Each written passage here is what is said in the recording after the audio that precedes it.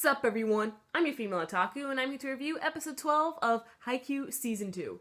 And I really enjoyed this episode because we got a completely different perspective of Karasuno from the eyes of the opposing school.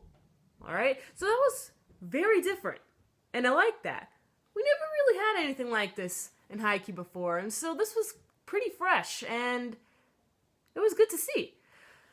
Normally how our episodes go when it comes to Karasuno versing an opposing school, normally Karasuno is always like, oh man, that one member over there is pretty tough. Oh man, that guy's really tall. Oh, I heard this guy's move is insane. So normally we get that from Karasuno and how they're trying to beat the opposing team. But this time we focus on the opposing team itself and how and their perspective of Karasuno, and that was pretty cool. I like that they did that. It changed things up a little bit.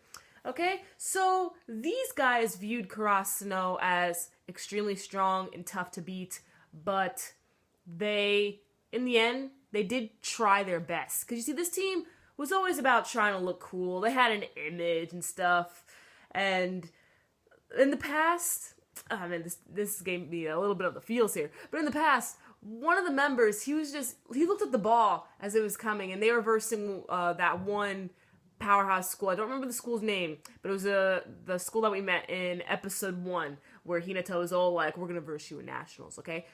Was it Shirokawa or something like that? I don't know, maybe I got it completely wrong. But anyway, so the ball was coming to that one guy, and he's just all like, it's probably too far to make it. Besides, even if I do, there's no telling if my other teammates will get it or not. Like, that was a very interesting thought process he had. But then we had the captain come in, and he tried to save it. Of course, he was nowhere close to saving it, but he tried. Alright? And it was kind of sad that that one dude didn't believe in his teammates. Alright? This guy and his team reminded me bits and pieces of Karasuno in a way. Just bits and pieces, alright? Because, the coach, he said, the old coach of Karasuno, he said that back in the day, it looked like that they were used to losing. And that's how this opposing school was, alright? It seemed like they were used to losing, and so they didn't really have any confidence.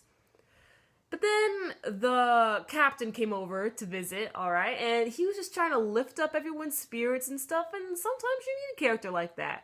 Okay? Even if what he says is complete crap, you gotta try to lift up your team. So I respect him for that. Alright? And so they tried their best to defeat Karasuno, and, they couldn't, but they tried. And that's what really matters. You see, in the end, this is gonna sound really lame, I'm sorry for this, it's not about winning or losing. It's about if you really gave it your all. And if you did, then you've succeeded. Words of wisdom from Sloan the Female Otaku. Okay. Man, that kind of sounded really lame though, but still, it's true. It really is. Alright, so can't wait for next week's episode. We have Karasuno versing the Colossal Titan.